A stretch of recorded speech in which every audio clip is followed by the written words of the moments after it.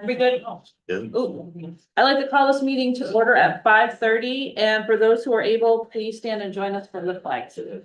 Pledge allegiance to the flag of the United States of America and to the republic for which it stands, one nation, under God, indivisible, with liberty and justice for all. Welcome everyone this evening, and we're excited to have a couple of presentations. I'd also like to welcome Toby. I know you're here in your new role as union leadership, so very excited to have you be with us tonight. Are there any modifications to the agenda?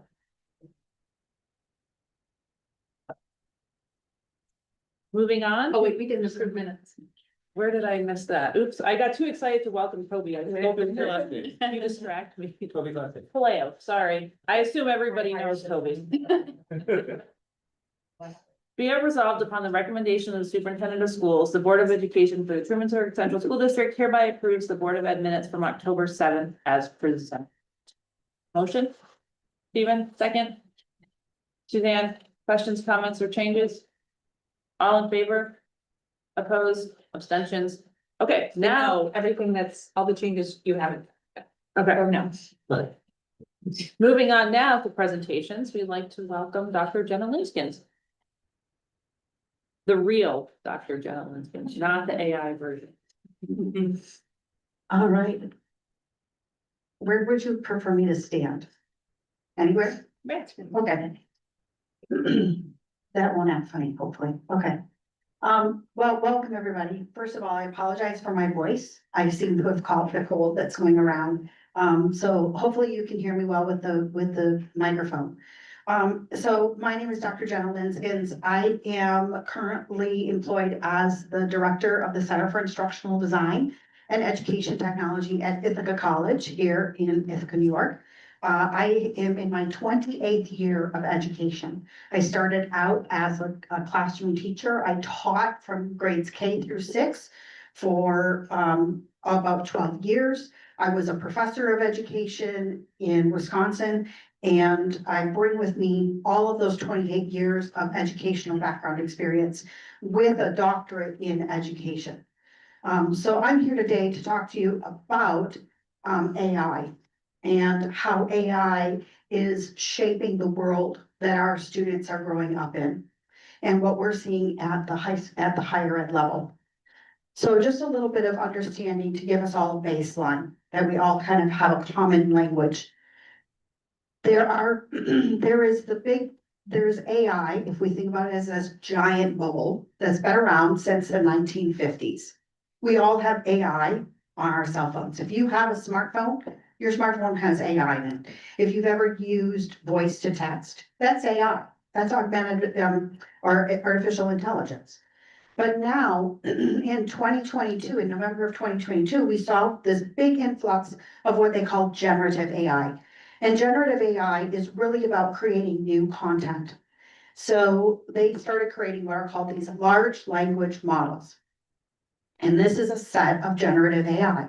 So when we hear words like ChatGPT, Gemini, Copilot, Claude, Perplexity, those are all generative AI types of tools. And really it's about the way that the computer is taking what we know as our modern language and saying, okay, if I know this pattern of words and you ask me a question, I'm going to answer using that pattern. So it's predicting what you know. Now, this is something you've probably all seen if you've ever been typing a letter, an email, typing on your cell phone. It starts predicting the next word and it gives you word recommendations. That's artificial intelligence. Okay. So now that they've launched AI as a ChatGPT, again, it's using this generative human-like language and it's predicting words. And as I mentioned, those are, lots of ones we're hearing about: ChatGPT, Gemini, Copilot, Grok, Jasper. Those are all different types. It's the same concept. They're just owned by different companies. Now, there are types of tools. There's generative all-purpose tools, And these would be things that a lot of what we see at our students are using. They're using Copilot, they're using Claude, they're using ChatGPT. Those are for the text-based things, but we're starting to see very image-like things like Midjourney, where it can create products, it can classify systems or information, and it can answer questions. And it continues to be enhanced. We're also seeing what we call embedded AI. So embedded AI are things in like Adobe. Adobe is a product, we know the Creative Cloud, like where we use Photoshop type tools or video editing tools. Those tools are beginning to have AI embedded into them. So it's helping with the design process. And we're seeing that more and more in our third-party softwares. The learning management systems, like Ithaca College is on Canvas. That particular learning management system has additional embedded AI tools to help with the workflow, things that we're doing. So let's go into, now that we have a little bit of understanding of what some of these basic things are, let's talk about how that applies and is important to education. So this is not the best image for those of us that are here, but if you're seeing it on your screen, online, this is what they call the Gartner Hype Cycle. And Gartner Hype Cycle, Gartner is this international organization that does a lot of research, and they tell us, like, they track things that are happening. So if we would have looked at this back in 2010, we would have seen iPads at the very top of the Gartner hype cycle. Because in 2010, that's when Apple pushed out the iPad, and all of a sudden there was this influx of this hardware technology that people wanted to use and saw this as this great invention. And then it slowly came down and around the curve where we started getting to this, like, yes, we understand now how to use an iPad in the best possible ways. So generative AI, as you see, is actually through going down into this trough of disillusionment, and it's quickly going to come back up into the slope of enlightenment, where we're going to understand the best practices for using generative AI. But in the meantime, if you look all the way back up at the top of the cycle and all the way to the left, you're going to see all of these other types of AI things happening.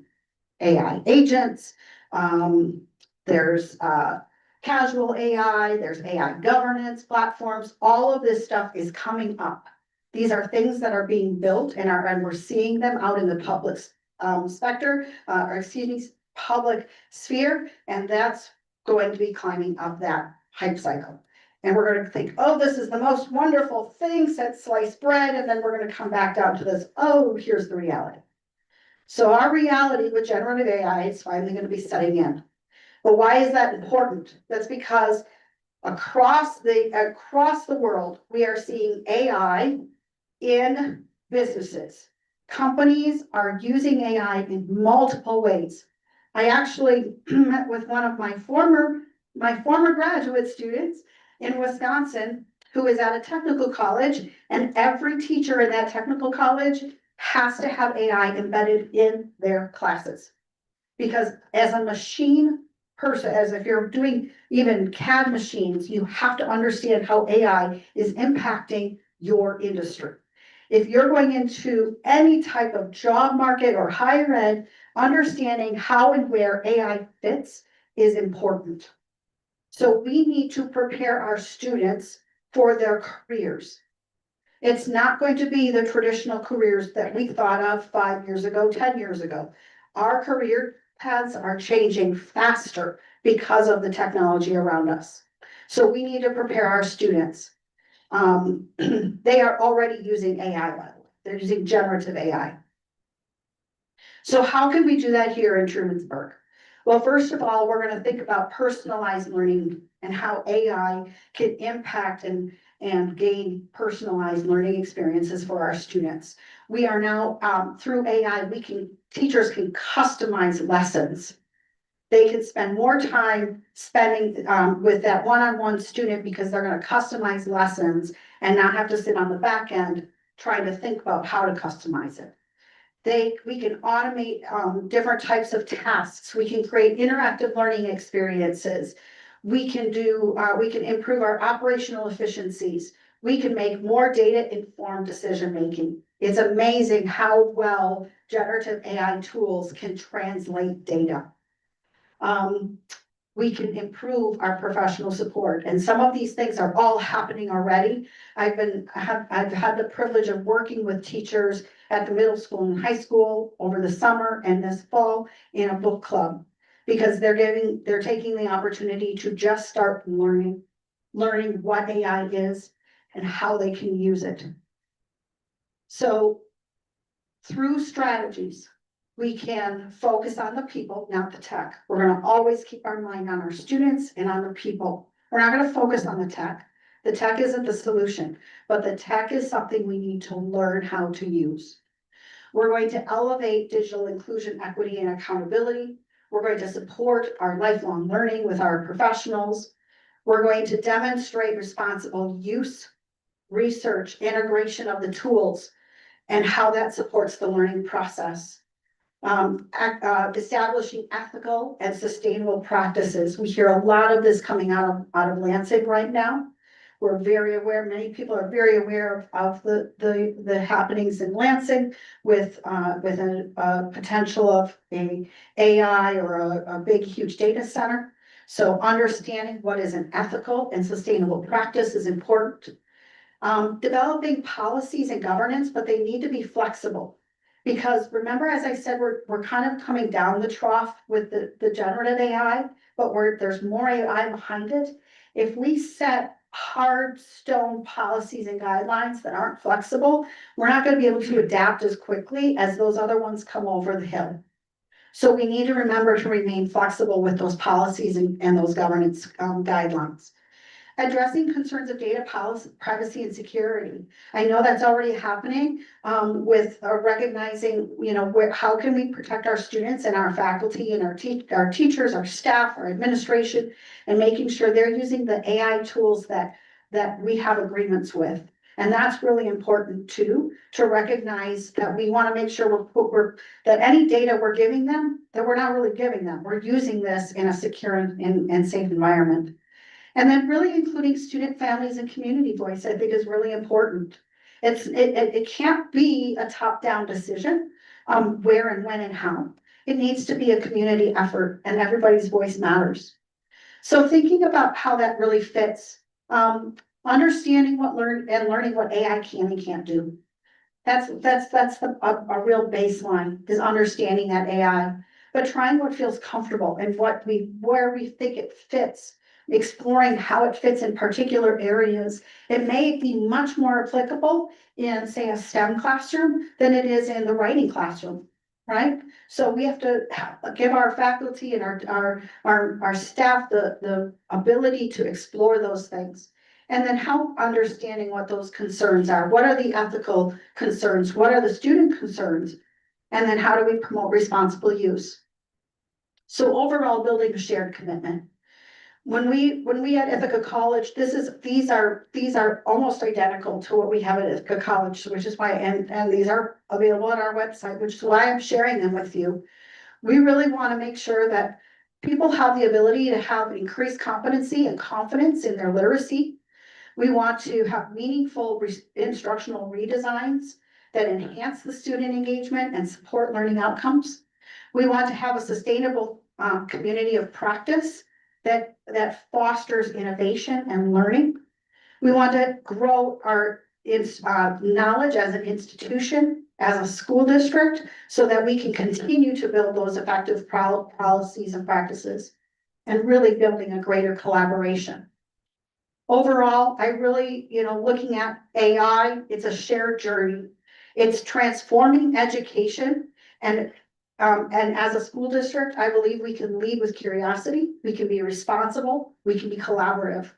We can make sure we have a commitment to the ethical, inclusive, and in fact, effective use, and really continue to have ongoing conversations, professional learning, and that's across the board. That's not just our teachers, that's for our administrators and our staff that are doing operational practices. We can really support all of them. So I want to thank you for your time tonight. And that your support for learning and for our students here in Shermansburg. And at this time, I will welcome any questions or thoughts.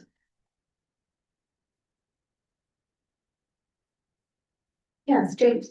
What, there's AI that's in the world, and then you're talking about AI in the context of education. What would you say are the major differences between general AI that's in the world versus the way you see AI being used in an education context? Sure. So, are you referring to the general AI like the things that we have on our phones? Yeah, I things like mean- that, or, I mean, there's a bunch of different agents out there, Right. but the major agents, like how they're used in non-educational contexts versus how you see them being used in educational contexts, and are they dramatically different, or is it pretty similar? so I think there's a combination of, right?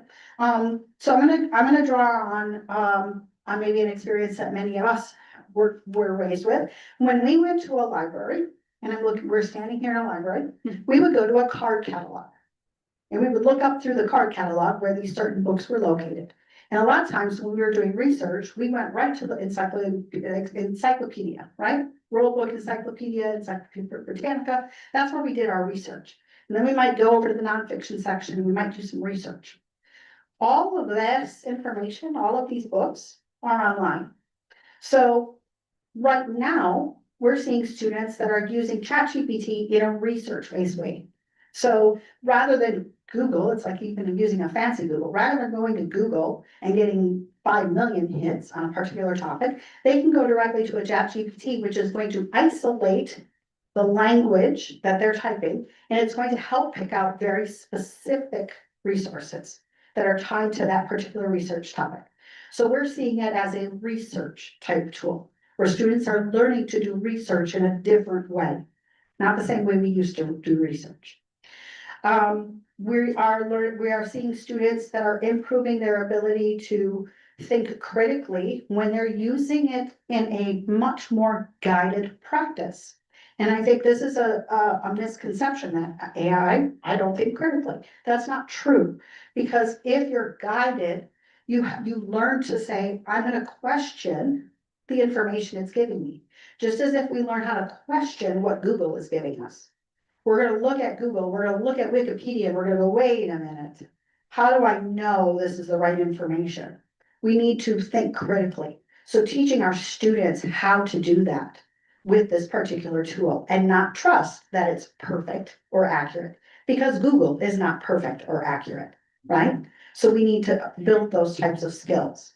So I think that's what we're seeing with those types of processes, brainstorming, workflow cleanup. There's all sorts of different things that that are happening. I probably have a list of like 10 things that are in the slide deck that, on the notes, giving ideas. Yeah. I have a question. So I know you're talking about using keywords to isolate specific things. So like a program like Google Scholar, for instance, if you're looking for research papers that operate similarly, where you're able to put in the keywords and get that, why would you use necessarily like a program like ChatGPT over something like Google Scholar? How would you, if they operate similarly by getting the keywords, why would you choose one over the other? Like what context? That's a great question, and that's a really great question. And actually, I will say, yeah, so here's the thing. ChatGPT, Gemini, Copilot, Claude, Perplexity, they are all very similar. They're built on different models of information. Okay, so if as a teacher, I'm looking for a lesson plan idea, I'm like, oh, you know what, I've taught this same lesson and I want to shake up the activity a little bit. I want to try something different. Well, I could go to Teachers Pay Teachers, which has been around for about 20+ years. I could go there and I could pay another teacher for their lesson plan. Or I could go to, and I'm like, which one of these tools is going to give me the better or more reliable idea? In that case, I would go to Claude. I would actually open up Claude, because Claude is based off of educational material. So it's the platform behind it that feeds it. So to answer your question, is that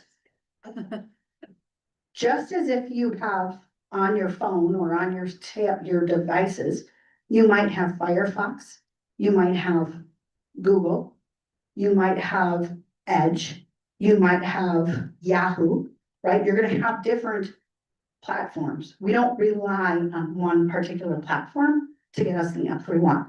So that's where I would say, you know what, it all depends on the work they're doing. Okay, and doing a comparison. Which one is gonna give me what I need? Maybe I use both.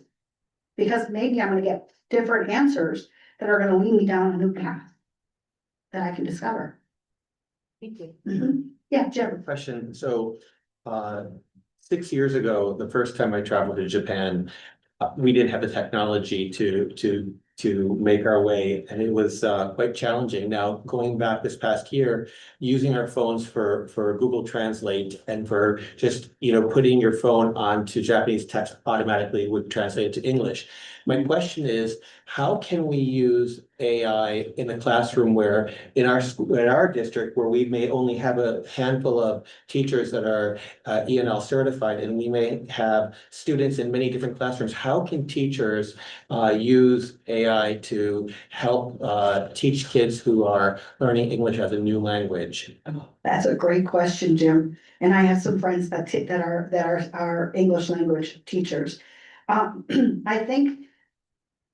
Again, it's, we are seeing it, improved with that. I can tell you, I remember when the Google Glass came out, I had the Google Glass, and I can remember when it had that feature where I could walk up to something and it would translate it, and I had this little screen here, right? And our phones are doing it. Everything's getting better, it's improving. And I think, allowing students, again, I would really put it on the teachers to say, let's try something and see how this works. I am all about pilots. When I work with our faculty at Ithaca College, it's all about a pilot. So if I have a faculty member that comes to me and says, you know what, I have this idea, can I try this for a short time and see how this works? I'm always supportive, like, okay, how can we make this work? What are some things, what do we have to work through? What are some hurdles or some policy things? But let's try it. So I would really push it onto the faculty, Jim, and say, or to the teachers and say, what do you think? How can we use this to help you? What are some things you could try and document that? What worked, what didn't? And giving them that support. That goes back to that one slide.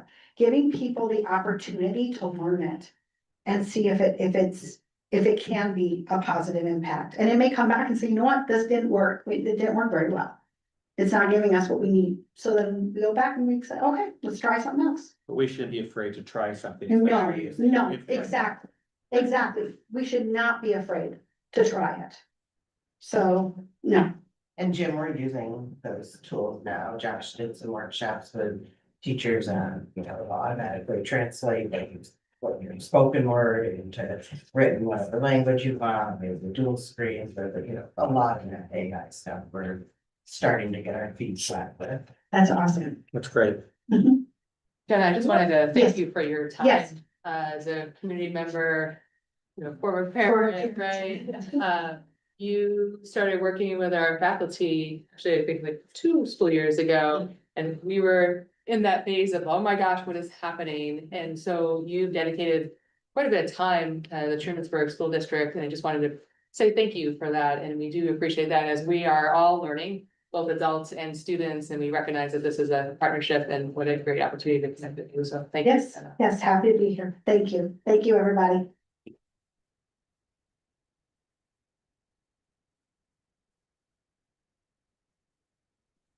Now for something completely different. So then no, I was gonna say thank you for printing this out because there's so much information. It's really helpful to be able to see it. I printed that out, so you should all have a copy in front of you. It's probably a little small, but it's 40 pages long, so I didn't want to have to give you 40 pages, so. I think you can get the gist of it. Can you hear me okay? Okay, great. So we worked as a team. I think it's really important to know that, over the summer, we worked as a team to really start to look at the district goals and the district data and really try to put some benchmarks together to help us measure growth through the year and measure success. Data is one kind of success. So this is just one aspect of what we consider successful. But I know you've been really wondering about it, so we really wanted to kind of highlight what we're seeing in the data right now. So, oh, here it is. Thanks. So I put together a quick snapshot, and this snapshot is really in alignment with our goals as a district, okay? So if you just take a quick look, you're gonna see graduation rate, state assessment scores, enrollment, absenteeism, positive relationships at school, grade level reading at 3rd grade, and AP and dual credit. And you can see we're trending in all the right directions, which is really exciting. Just as a quick kind of overview to look at. So that was really helpful, I think, to just kind of get a quick high view look at the district as a whole.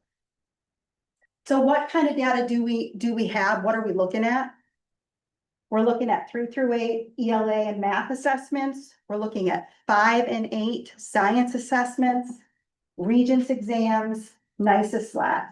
And then local data is what we just do at Trumansburg. So I'm sorry, iReady. what's night? I don't know what that last thing on the top is. Oh, you want to tell them, Ed? Yep, it's the spring exams for English language learners. to Okay, see their sorry. growth and- Right, we've never had to do those, but we've got enough students now to start doing that work. So anything above the line is state exams that are required. Below the line are the things that we do locally to help us gather information. iReady, Dibble's reading assessments is a big one for us right now. Universal dyslexia screener, early literacy assessments. The PAST is an early literacy assessment tool. Panorama, which is our SEL screener, and then the Regional Applied Survey, which is also helps us with our SEL data, okay? Yeah, Is the dyslexia screener new-ish? it's not, so the dyslexia screener is embedded in our iReady. Okay, What it does is it flags students that it thinks that might have an issue, and it helps us to identify where we want to look a little deeper at kids. So it kind of screens for us. Great. So when I look at board goal 1, that 100% graduation rate, here we are with graduation. And, that's a great number. You'll see the New York State rate for this year hasn't been released, so I couldn't give you that information. But what was important to us is to recognize that the previous years have students embedded in that number that were 5-year students, so they didn't graduate. But they weren't dropouts. So Andy, do you want to talk a little bit about that?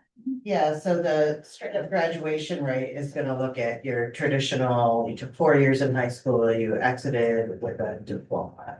So New York State has, first of all, expanded exiting options, so some of our this is an expansion, but some of our more severely disabled students would exit with what we used to call the IEP diploma.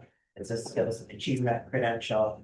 They wouldn't be included in here. Some students are exiting just with the CDOS, which is a work credential, saying you're entry level ready. That wouldn't be included in your graduation rate. And I said this in committee too, but it's more and more common for students with disabilities for us to do a planned 5-year high school program, really that allows us to embed those work opportunities earlier, to do a half day of work their freshman and sophomore year, not just their junior and senior year. And so by doing that, then it takes you 5 years to get your credits to graduate. So that's a planned thing. I think it's really preparing our students more for the post-secondary world, but this hasn't really caught up to that in percentage wise.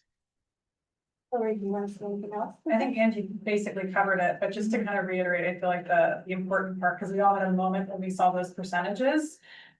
New York State, when we report those numbers, is not allowing us to count these 5-year seniors. So we might come up with a plan with freshmen that the family's on board with, the team feels really good with, the student graduates, and sometimes with the Regents diploma, but that student doesn't count. They basically cause the percentage to go down. So you'll see that almost every student there that didn't graduate in 4 years was still with us the following year, working on their 5th-year plan. So these are kids that we're holding up in Trumansburg. It's interesting that maybe when we revisit these board goals, maybe it should be 100% completion rate rather than graduation rate. Jim, you're speaking my language.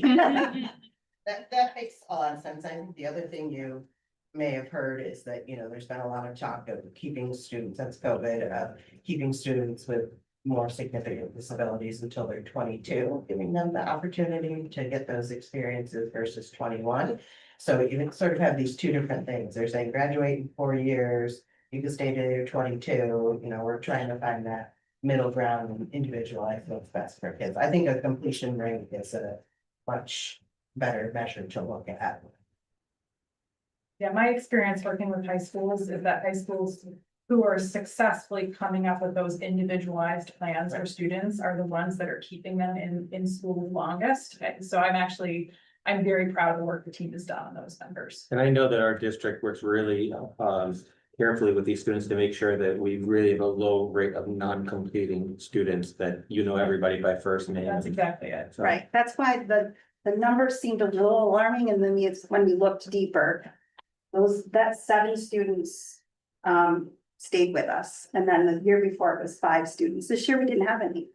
And I just wanted to mention too, that the high school team is going to present in the December meeting and talk about post-high opportunities, what that looks like. So they're going to share a little bit more about what those paths look like for our students.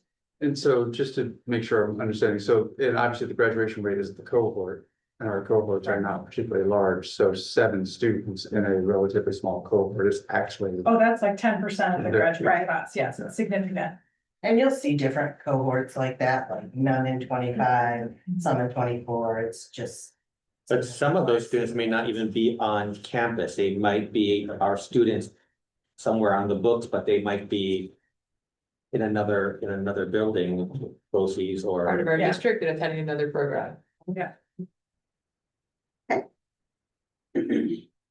So, and just looking at board goal 2, implementing strategies for students to achieve proficiency. Just a long list of things that we're still continuing to work on, and we do think about all these things. You know, we're still looking at standards and prioritizing the standards. We're looking at formative data.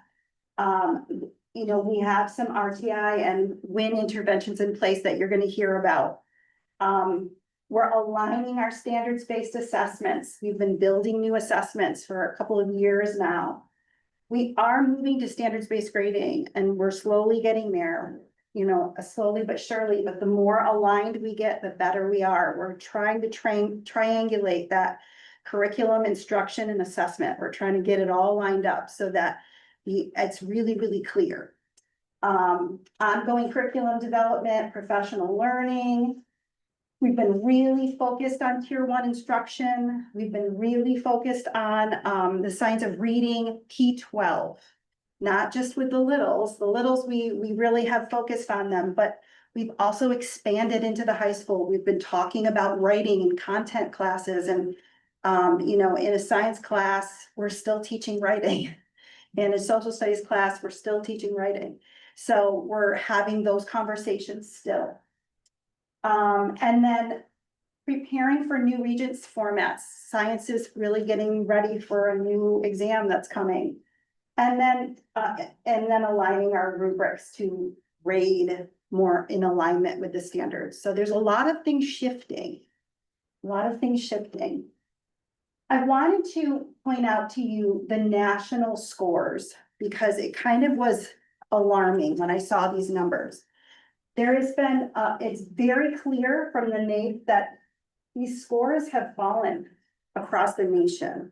So 31% of 4th graders are reading proficiently in the nation. 30% of 8th graders. This is as of last year. 90% of high school dropouts were struggling readers in 3rd grade. That's the national numbers. Here's our numbers. This is our 3 through 8 ELA New York State from last year over the past 3 years. But you can see we are trending up. We've been making really great gains across, especially in ELA, because we've been looking so deeply at the science of reading. You can see we're always above the New York State average, but we're still moving forward. So while 64 doesn't sound great, It really is when you put the context around it. Okay, did you want to say something or ask? Me, I was gonna ask about the science of reading and if it was, because I went to the literacy night, so when I Yeah. saw some of this data, I was trying to figure out at what point to ask, are we seeing the results of that, and if so, where specifically? within Yeah, all of I these think we're classes? seeing it, and Jeannie's gonna show you some more detailed reading data at the elementary school, okay? Math, our math teachers are working so hard to change their instruction. They've been looking at data, they've been making adjustments to what they're doing, getting really vertically aligned, and you can see that big jump they've taken over the past few years. Okay, this is our New York State 3 through 8. And then science, only 2 years because we have a new assessment that we started last year in grade 5. And this is only our second year with it. You can see though that the state is not doing well with this assessment. We're doing pretty well with it. Our kids are working at, our teachers have been really shifting again their instructional practice. You guys chime in if you have anything else you want to say about that. So Portrait of a Graduate, we've all heard is coming. We know it's coming. We really got to start digging into what does that mean? And this is really all the information that we have so far. We have a sort of a timeline, but it's still quite a few years off. So we're looking at, we need to start doing the work of digging through what do some of these things mean. So we've taken time this summer as a team to look at our district-wide goals and align them with some benchmarks. And when we talk about data-driven decisions, we're not just talking about teachers, we're talking about admin too. We're trying really hard to align what we're doing with data and looking for ways to measure that success throughout the year. So Megan, do you want to share? Sure thing. I just wanted to mention that one of my first tasks as a superintendent this summer was to collaborate with the administrative team. And I had this idea, I was like, right, so we're gonna go back and we're gonna look at our district goals and really put action steps in place. And so I thought, we'll go down by the water, we'll be able to focus and really dig in. And so it was humid. We were dealing with air quality. There was a fire. There was a fire. Yep, and then I think the bugs were coming out all at the same time. And I have to say, despite all of those challenges, this entire team, man, really persevered. And we're like digging in, like, okay, we can do this. And it's not necessarily an easy task to take a look at those goals and really be clear in terms of an action plan. And so that was the kickoff. And I recognize perhaps I should take the weather into consideration for next year. But really appreciative of the work that we did. So we started this summer and then had the chance to come back together. And so what we did is we took the existing district goals, which many of us in this room were part of the strategic teams and building these goals. And I believe that was in the spring of 21. I think we were doing some online work in some of those initial sessions. And so we've had these goals for quite some time. But I'm proud to say, you know, with our team's efforts here, we were able to take our instructional imperatives. We basically did a crosswalk, and then we put a baseline and then a mid-year and end of the year plan in place. And so we have shared these out with our teachers. And again, as Pam said, this is addressing our goals and looking at the students and then also adult perspective as well. And so we will share back in terms of our work. And then also, as you're looking at, we have the 4 different goals here. We recognize also through that work that we welcome the opportunity to revisit our district goals with the Board of Education.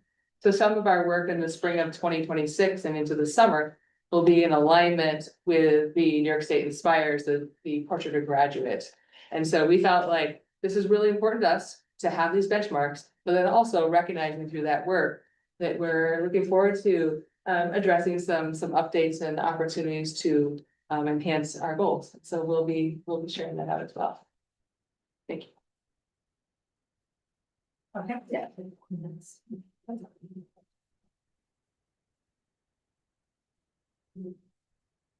I actually don't know how to use the clicker, so I just put something on here to see if the rest of the next slide. Okay, there you go. I usually just stand behind there and press the buttons when I'm doing my faculty meetings. You guys are gonna see some pretty, you're gonna see some repeat of some of the stuff that Pam had already gone over. There's some trends in the data at the high school, just like there are trends in data across Trumansburg. So one of the things as I go through some of this data for the high school that I want you guys to be aware of is that we are pretty consistently outperforming New York State almost across the board, which is amazing. And now that I've been in the building for a little while, it's very clear to me why that is. We have highly motivated students and we have teachers that are very, very willing to think critically about what they're doing and what changes they want to make it more successful for students. The other thing I want you to kind of keep in mind is that when we do look at this data, New York State is a very, very big group of students. So their data trend lines tend to be fairly smooth. We might see some of ours jump a little bit. So if we're looking at a specific cohort of students taking a specific exam, you might have a little bit of data going up and down, and that's very normal. Because if you only have 30 students taking an exam and that's the data we're looking at, you know, just 1 or 2 of them doing differently year to year can have a big impact. So we're really looking for kind of like bigger trends overall.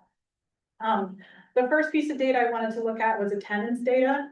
So students across the state, I know that most people are aware attendance really took a hit during COVID. So the number of students that were chronically absent statewide went sky high. So if you're not aware, that chronic absenteeism number is 10% of missing school days. So that's the number we're going to be talking about.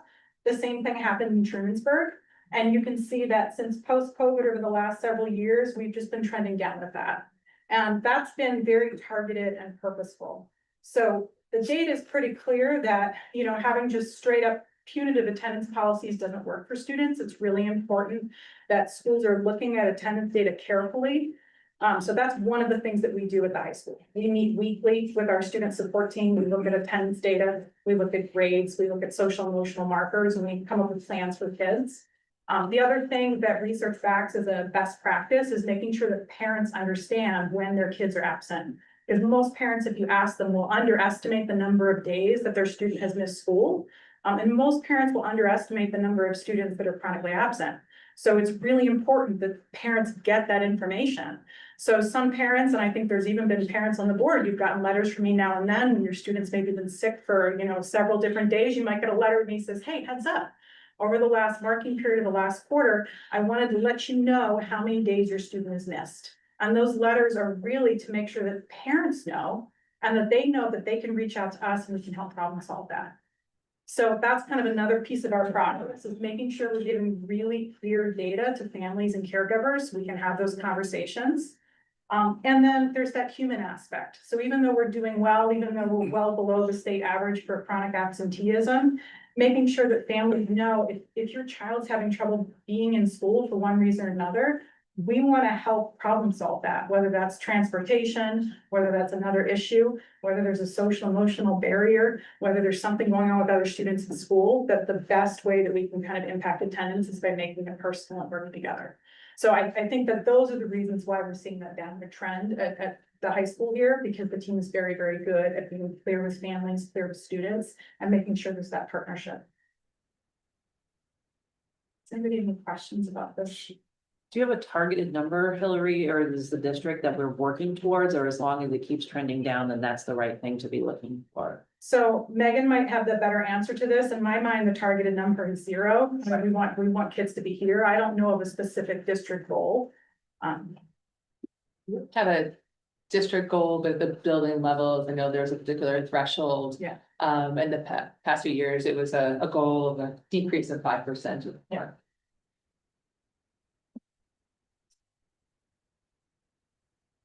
So the next piece of data that we're going to look at the high school is the Regents data. So this is a big part of our practice at the high school level. And it's probably going to be de-emphasized as we move forward with Portrait of a Graduate. This Portrait of a Graduate is really going to help us bring in other metrics for us. So other ways that we can measure student success. But I've gone ahead and grouped this. So the first slide is math, the second one is science, and then the third one is going to be humanities. And while we're looking at this, do the little reminder here, as Pam said, we don't have data for 2025. The state hasn't come out with that. And we are looking at a pretty small snapshot because across the high school, all of the Regents exams and all of those courses have had new standards that have been rolling out over the last several years. So we really want to compare apples to apples. We're looking at small snapshots, but you're going to see very similar trends on a lot of this data. We're pretty consistently above the New York State average for all of this data. We do jump around a little bit. You can see it with Algebra 1 right here. And again, that could be due to cohort size. We kind of need to look at a bigger picture. But as we're looking at this, I can share that we do use this data in two different ways. So we don't just look at the trend data over several years. The teachers themselves actually use the data pretty actively. We do it in two ways.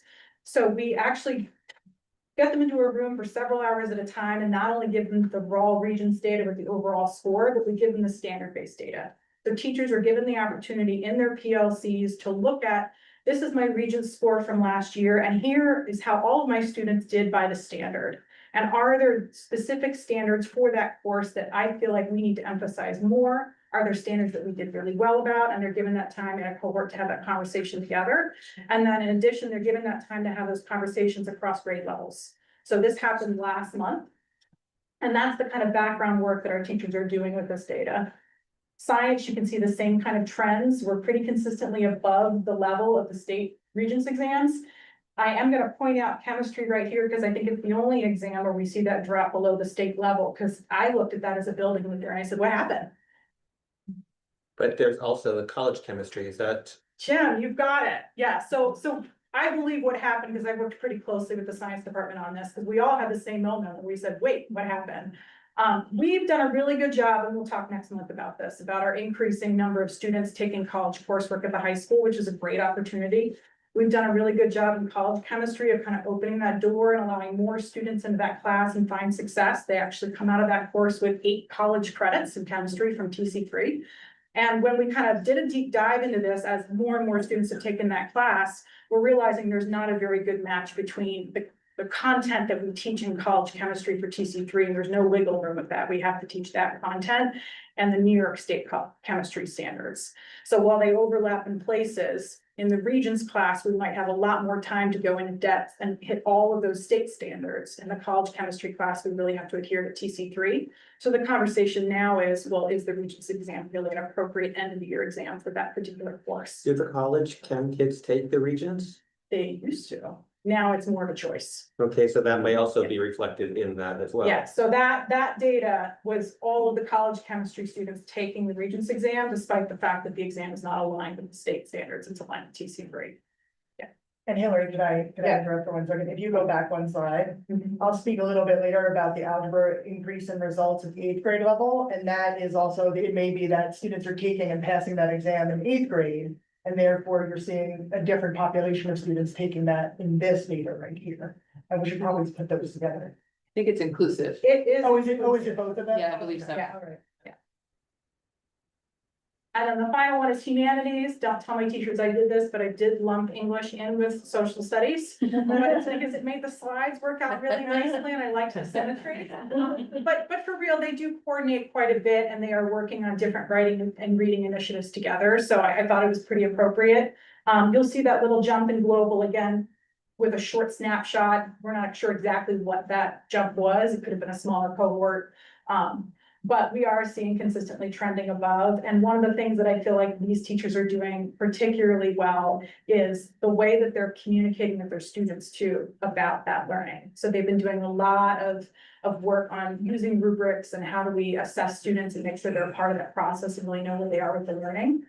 So I think that's also why we're seeing some of these things. And Hillary, I just wanted to mention too, and I'm sorry if you said this, but proficient in terms of what that means. Yeah. And that clarification as far as what the passing looks like and a couple other factors that we consider as well. So I think you might want me to say that proficiency is set by New York State. So Correct. that's usually based on their curve. Students that are scoring 65 or above on a state assessment, they consider proficient.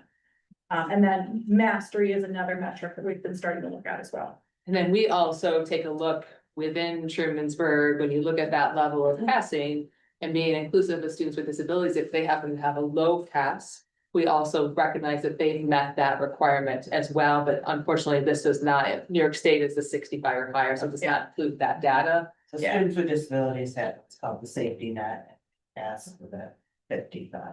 Yes. Right. So So I- that is not included here. Yeah, I think historically, when you guys have looked at Regions data, that has been included, but we didn't want to do an apples to bananas And I comparison actually in New looked York at the State. data compared both ways, and it's a pretty, Yes, students with disabilities, pretty drastic. yeah. Well, and then this is my last slide. I just wanted to point out that I feel like we're looking ahead to the course of the graduate and how our students show activism and success in school. So I think two of the ways they do that in the high schools with the seal of civic rights is the seal of biliteracy, and you can see our numbers are going up there. I mean, we really are, regionally leading in those areas. I think that's pretty special. Do you have a baseline of New York State, what the percentage is for other school, or at least other schools in our catch area, of how they're doing with? I made the strategic decision not to create slides with other schools in our catch area, but I can share with you that especially with the seal of civic readiness, that our social studies teachers have been leading that in our region and have been officially taking on goals in TST with that. Statewide, I don't think they have data on that yet because programs are very new. We actually, I think 2023 was the first year for one of these and 2024 was the first for the other, so it's still too new to have state data yet. Any other questions? And Megan told me to take 5 minutes and I took longer. I apologize. Be great. Okay. Thanks, Hillary. Yeah. Thank you. The baton. So, just in speaking about the middle school, so I'll share some of the state data, but before I get started, I just want to volunteer a little background on my history with data and how it affects our kind of professional work. I don't think many of us got into education because we really value high stakes testing and students in front of computers and making them pass the test, right? This was not what anyone did. And when I was teaching, I was actually known as someone who was really against that. And rolled my eyes at presentations just like this one. We're just looking at a test and the test doesn't tell us all that much. And then one day my principal came to me and he said, "Do you love data?" And I said, "I love poems. I am an English teacher. I do not love data." And he said, "Could you love data?" And I said, "I could not love data. I am an English teacher. I like plays." And he said, "I will give you money." And I said, "I can learn to love data." And so I started doing this work. And I started digging into numbers and making a lot of spreadsheets. And yes, you see some of these graphs, but what I learned as an educator and later as a leader is it shows you what's not working and what kids are not being successful. And once you know what's not working and what kids are not being successful, you can really steer things and supports in a way that helps them meet with success wherever they are. And that's extremely powerful. And that's something that I've just really grown to appreciate in looking at numbers and looking at graphs and talking about them and talking about tests. So it's not so much about the test, but what the test has shown us about what we've done in the classroom, what our kids can and cannot do, and then what we can do to help them meet with success. And so we worked on a lot of data in the middle school over the past 3 years. As Hillary's already spoken quite at length and eloquently about chronic absenteeism, I won't go over that too much. We saw this dip in 2024. I'm actually not sure why, but we're below the state expectation or state average of 26% chronic absenteeism at the middle school. In addition to, the letters and the meetings, we're seeing students who are just school avoidant and looking at ways to support their mental health, have them back in the classroom, access education in different ways. So as Pam alluded to, the first thing we did when we started looking at data was, okay, how does this show us any holes in our curriculum and what we're teaching? So the audit that Hillary spoke to, we had teachers sitting down, looking at that really discrete data and doing an evaluation of what we're teaching. Are we teaching the things that the state is expecting us to? Where are the areas that we're being successful and where are the areas that we're not being as successful as other areas? And how do we alter what we're doing in those rooms? We started that work 3 years ago and continue to update it every year. Now, again, working across grade levels to talk to each other about how we're doing fractions in 4th grade and what does it look like when we're approaching algebra in 8th and 9th grade. And so that information has been really useful in affecting student achievement. On the left, you'll see 2 graphs, again, just like Hillary's, the blue is us. The dotted yellow line is the state average. Since 2023, we've seen some quite significant gains in our student proficiency rates. The other thing And instructionally that we've been rolling out is the building thinking classrooms model in math. Where students are up out of their seats, they're collaborating on problems, and they're really working collaboratively to solve and dig into equations together, rather than getting information from the teacher, maybe practicing on their own or at home, and they don't have support and not having as much success. So those are two things that I think have influenced those outcomes. The other thing that we've instituted as a result of looking at our data is interventions. Is okay, we're seeing students, or we're seeing particular groups of students not being successful. How are we coming up behind them with that second dip into the learning, or that third dip into the learning? Two things that we've done there. One was instituting the win period in 5th and 6th grade. So we have a period where there's no student, because they want to participate in an elective, in chorus, in band, that they don't have access to that reading interventionist or that math interventionist if they need it. Right, so all of those students in 5th and 6th grade, if their data shows that they need support, even if they're right on that edge of being proficient, they have access to that interventionist, they get that intervention. And then the classroom teachers work extremely hard to break students up into groups so that they too can provide like a mid-tier intervention. Maybe a student needs, or a group of students needs a little bit more writing support, or they want to do some cross-curricular writing support for claims and evidence. Then those students who might not need that can have some kind of extension where they've had projects in maple syrup, or if they've done sewing. I remember you mentioning that as part of the win. So some of our students who don't need that additional academic support can do extra work in an area of interest that's provided to them. Jean, can you tell Joe Public what WIN is? What I need now, it's a model that came from the elementary school that I worked at. And it's just devoted to what does this student need at this particular time? So the teachers, the groups of teachers will sit down, they'll say, hey, what are you seeing our students struggling in? Well, I'm really seeing this problem in math. Boy, I just did this assessment and our students need real support in writing introductory sentences. They divide the kids up into groups, A and B days. And maybe Juliet sits down and she reteaches that introductory sentence piece. Laura has a group around math, and then we divide the rest of the students up accordingly, while some of them go and have science-based reading interventions with their intervention specialist. So what you need at this moment, thank you for asking. And again, having literacy specialists who are well-trained in the science of reading, who can sit down with some of our students who come to us, still decoding, still needing to increase their fluency. They do get that time with those interventionists to break down letter sounds, and phonemes, and work on their fluency and improve their confidence in reading so that they can access those materials in the tier 1 classroom setting. Just some highlights from the data. Since 2023, our ELA results are up 23%. Our math results are up 35%. So huge gains just in those last 2 or 3 years. And if you go back to 22, that adds another 8 or 9% in growth of achievement in those groups. That's averaged across 5/8 results. Up in the top right corner, you'll see the results from our iReady. That's the exam that we give 3 times a year. We use that exam both to identify students that need interventions who are not on track for that state exam before they get to the state exam, right? We have the state exam result, but that's a year old. But so we have real-time data that's a very solid predictor of how students are going to do on the state test. And that's how we know, okay, this kid needs more help mid-year, October, November, December, before they get to an exam later on. Gives us a great baseline. On the bottom, you see our science results, and Pam also had those in her presentation.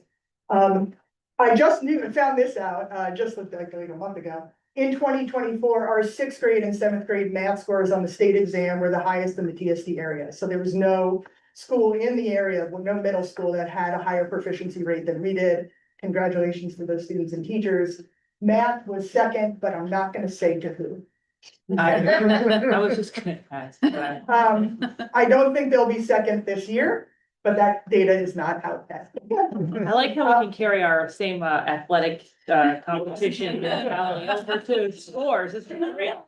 In one version included a purple graph line, but I did not include it tonight.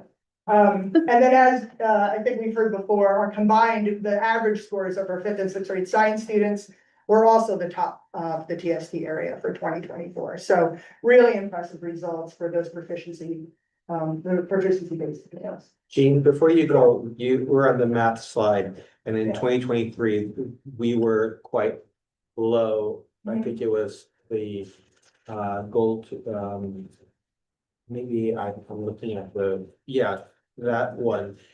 Then 2023, that would be this year's juniors, that 2025 was sophomore, freshman, I mean, so they were in In the- eighth grade. What I've done is taken the proficiency levels of 5 through 8, averaged them out, and that was our average proficiency rate in 2023, average in 24, average in Okay, so 25. that wasn't just one cohort right No, there. Okay. No, I have that data. We do look at like a particular group of kids and to see, as Hillary pointed out, are we going up and down? Are we steady? Typically, if we're seeing drop-offs, by cohort, steady performance by cohort, and it's low, that's a tier 1 curriculum problem, right? And so we're seeing by cohort, much steadier performance across the board. And then, again, year to year, cohort by cohort, everything rising up, which to me shows that we've seen some gains in the tier 1 instruction, what we're teaching and how we're teaching it, and that we're getting into the classroom with those students who are not immediately proficient, giving them that double and third dip, so that they're making it over the line by the time they get to the next grade level. Does that make sense? Yeah. Any other questions about this one so far? Or the iReady in science? Okay, and then the equity piece. And this is where, we start to look at, our students are doing well, but are all of our students? And one thing that I traditionally look at is a poverty gap, a gap in the achievement levels from economically disadvantaged students versus their peers who are not economically disadvantaged. And you will see a 20-point poverty gap in most districts everywhere. It is, poverty is a huge predictor of student success. It's pervasive, it's hard to crack, and it's everywhere I've been. It's about a 20% gap. So if you look at the same data, in blue, you have our economically disadvantaged students, their proficiency rates, and in yellow are non-economically disadvantaged students performing much higher than their peers, which is what you tend to see. What's nice in the trends in these data are that our economically disadvantaged students are doing better every year. In some ways, that gap is closing. So, for example, in 2025, our economically disadvantaged kids were doing nearly as well as their peers in just 2 years previous, who are not coming from economically disadvantaged homes. The same is true in math.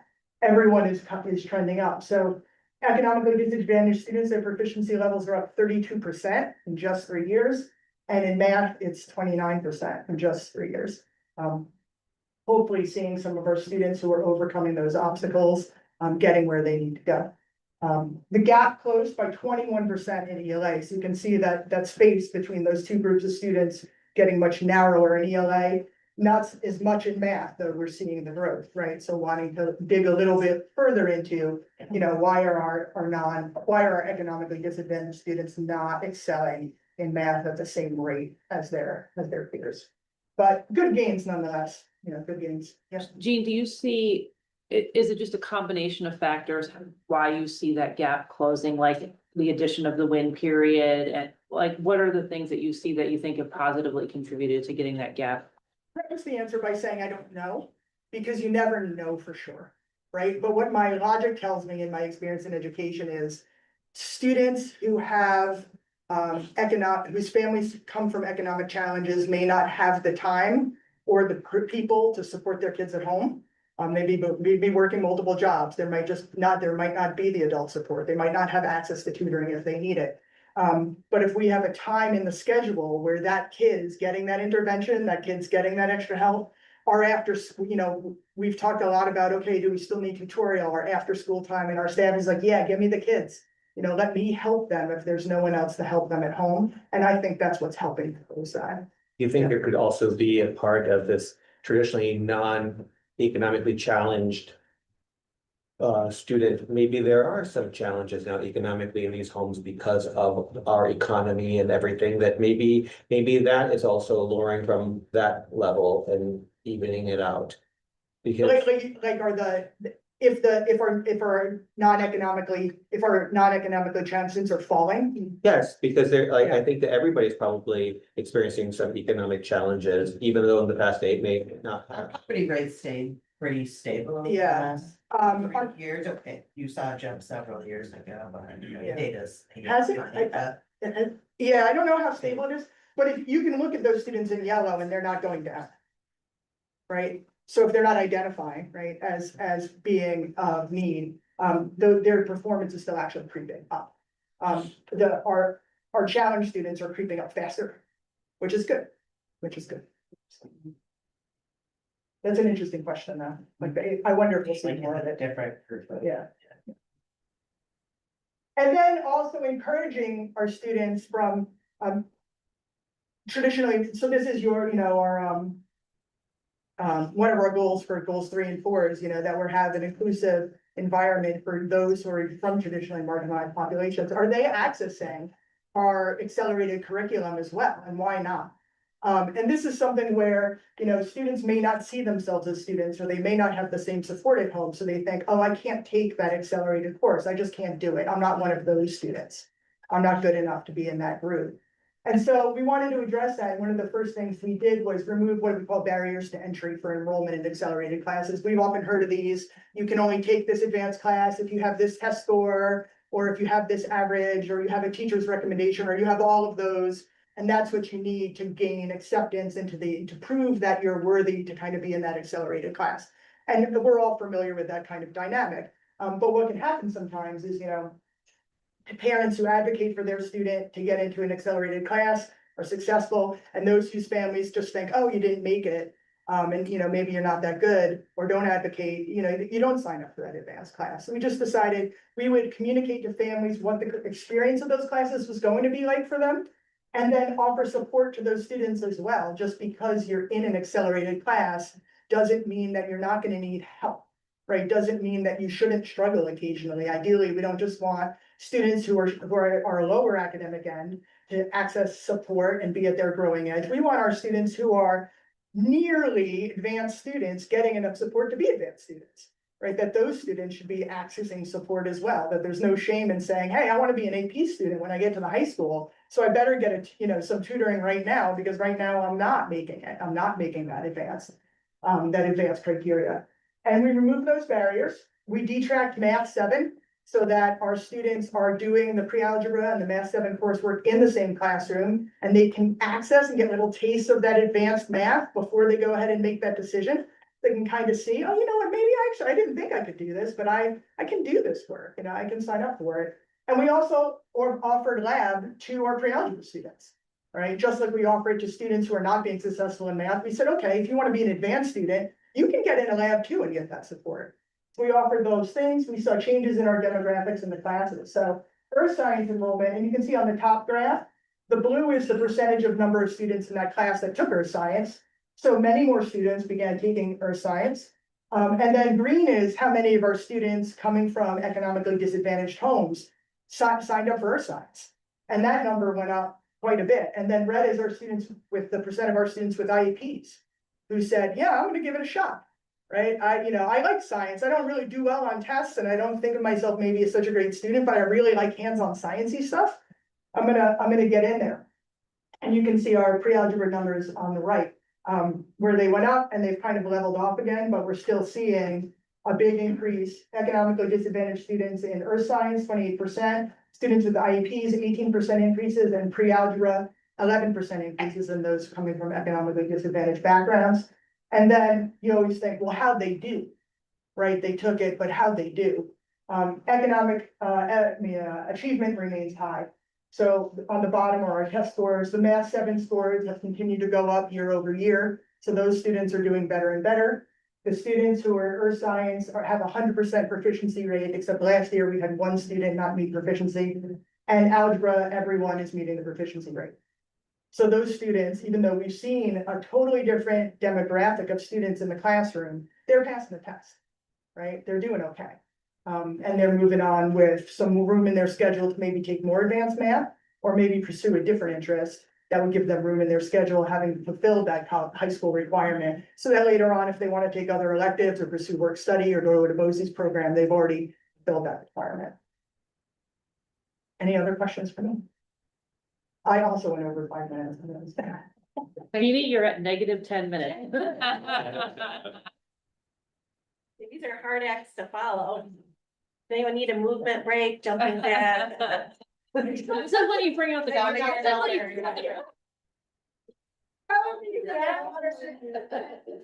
That's so funny. Go Noodle. Go Noodle is the best. So I'm excited to share information about the elementary. We are the foundation of what happens at T-Berg. The majority of students who you just heard about in the middle school and the high school spent 6 years in the elementary school. So I really like that this data is collaborative. These are all our students. And I love that this presentation, us coming up with it, was really collaborative. So these are our percentages for chronically absent elementary students, just to kind of dig into it a little bit. 10% makes you chronically absent. We've had 51 days of school. If anyone was at morning meeting and did the weather and the calendar this morning, you would know we have 51 days. That means 5 days absent. So just thinking of students in an elementary, if you have 5 sick days, you're considered chronically absent. The students that we're most worried about are students who are not kind of on that line, but who are over that line. So as in the other buildings, our team meets weekly. We look at the list of who's absent. We're currently working with 10 families who have some kind of school avoidance issues that they're dealing with to really support the families. Jen? Are you able to define if this is illness related or other reason why? So because we're such a small district, we know why every student is absent. If someone is absent, we get notes that they're sick. If they're, we occasionally have students who are significantly sick, we're in hospitals, who might be out for 2 weeks. Like we know those reasons. So it's really when we have families who consistently are having trouble getting their kids to come to school. Or kids are consistently having trouble having their families bring them to school. Those are the families we really want to work together, and we tell them, we're your team, let us help you, let's figure it out together. So I'm starting with kind of the big picture data. So as was already shared, this is, by the time we get this information, it's old news. We get the results of the state tests in late summer, early fall. So this information is most helpful for our teachers to really dig into what was on the test and what did our students struggle with. Third graders are the first ones to take a state test. So when you think about third graders in your life, having to sit for several hours and take an online test where they are typing narratives in, so they have to be able to type. For the math piece, they're learning to use online tools like measuring with a digital ruler. So some of these results are about content and instruction, and some is a learning curve of figuring out how to take a pretty intense test. We do work with the students to prep them. They do practice tests, they practice with the tools, but it's still the first time they've really sat for a test like this. Is this one of the tests where a student can opt out and a parent can say, I don't want my kid to take this test? Yes. So could that possibly also Sure. skew your numbers? In my experience, a lot of the students who are opted out of tests are families who are very highly educated, who don't believe that this is valuable information and won't pull their student. So it's not all students, but a lot of students who do get pulled out for this testing probably would have done very well in the test. So you'll see that in the third and the fourth for ELA, we are below the state for ELA. This is a source of focus for the teachers. They really want to understand why, where are the gaps in the instruction as well as the curriculum. And I would also throw in there to you that the past 2 years we've been scoring. And the scoring, I think, has been really helpful in us identifying what do we need to do differently in the classroom based on the assessment. So getting our eyes on the questions and the way kids are responding is really helpful. Yeah, but that's scoring 3 through 8. Yes. Is this another test that's optional where you can have your Yes. kids? It's not actually considered optional, but. What do you call opt-out? Yes. So math, you'll see, third grade is below New York State, but when we get to fourth grade, we are well above. And I do, really like to look at cohort data where you can see a third grade cohort that is now above the state in fourth, and then is doing amazing in fifth, and even better in sixth, and it just keeps getting better and better. So these are kind of standalone how students did in a given year, but, I really like to look at growth. And while this is semi-helpful to look at grade level cohorts, we typically look at data by a classroom cohort or usually by individual student, because that's really where you can figure out what they need. So to kind of give you some information about what Dibbles is, this is, a lot of lingo, and when we meet Please with parents. translate. Yeah, when we meet with parents. Where's the AI app for this? Well, I was afraid I was gonna forget all the letters, so I wrote it down. So DIBELS is dynamic indicators of basic early literacy skills. So DIBELS is an assessment that we do from kindergarten through sixth grade. It has different subtests at each grade level based on what's developmentally appropriate in learning to read.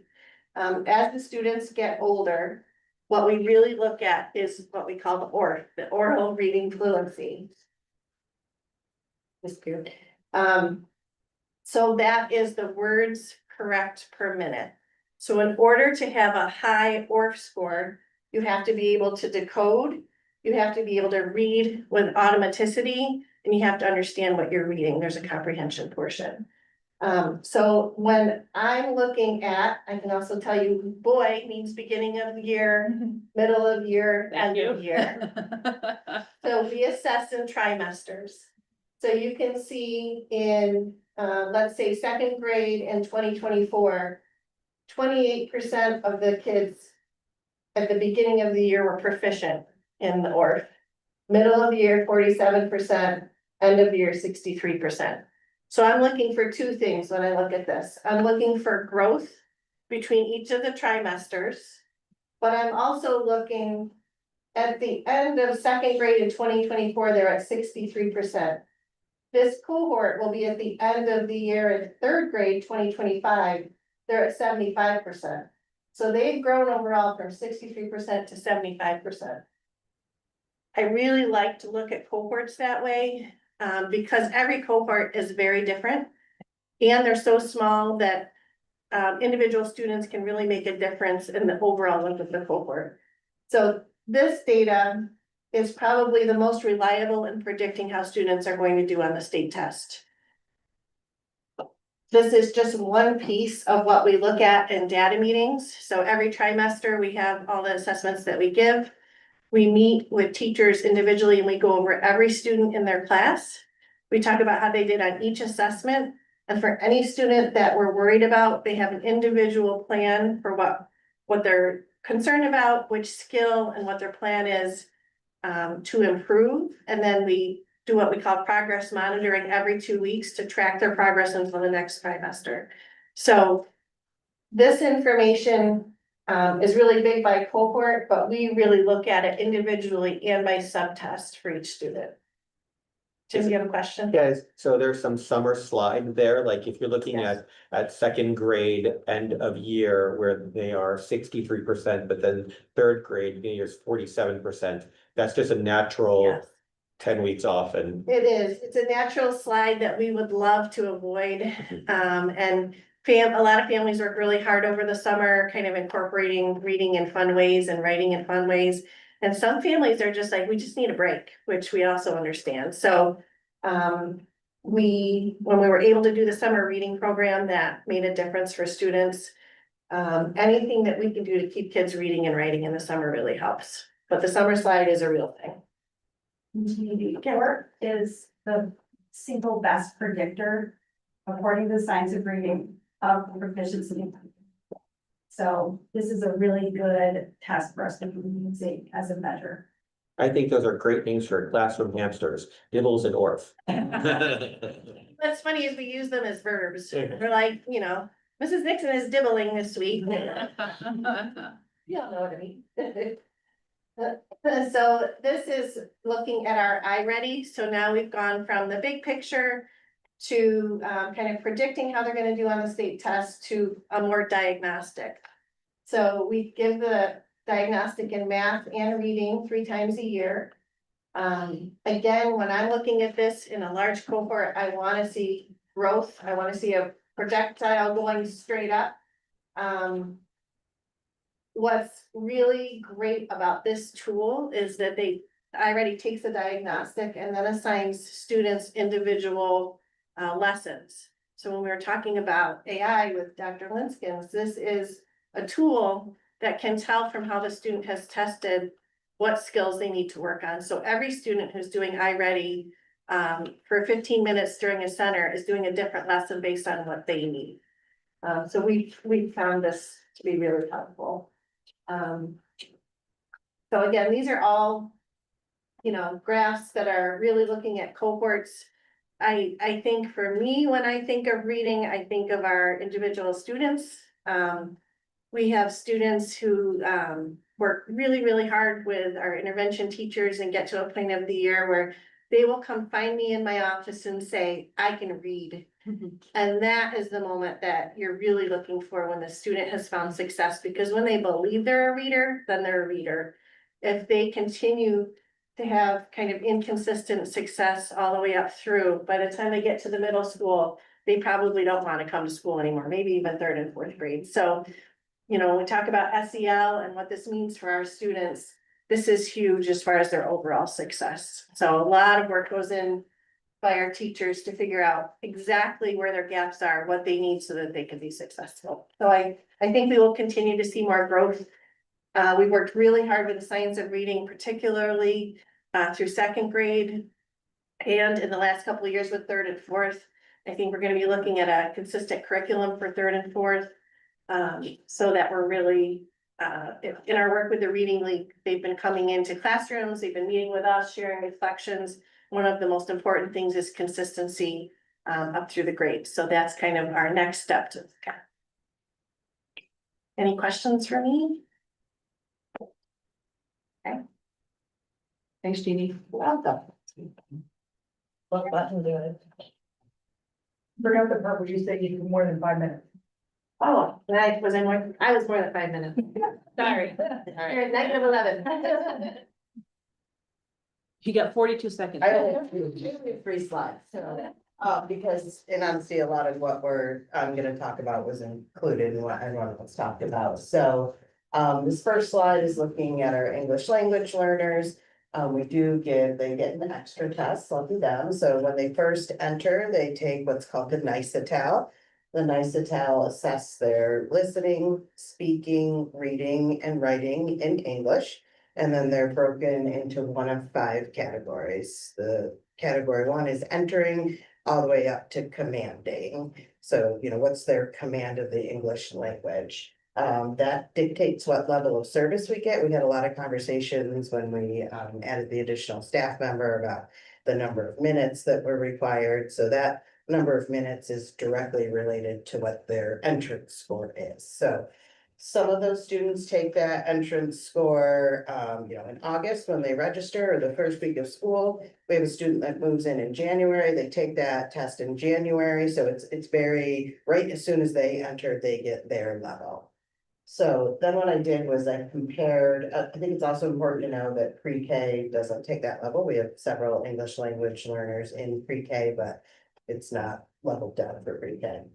So then students who are here in the spring, when we're traditionally thinking that testing season of Regents and 3/8 exams, they then take the NICES slot, which measures those same areas. They're listening, speaking, reading, and writing in the English language, and they get another score on that. So the hard part about comparing this data, and I almost didn't put it up here, is we have, first of all, our pre-K students aren't included. Some of our students weren't here in the spring, right? They're migrant students or they had moved to another district. So they took that NICETAL and we don't know what their NICES slot, their end of year score was.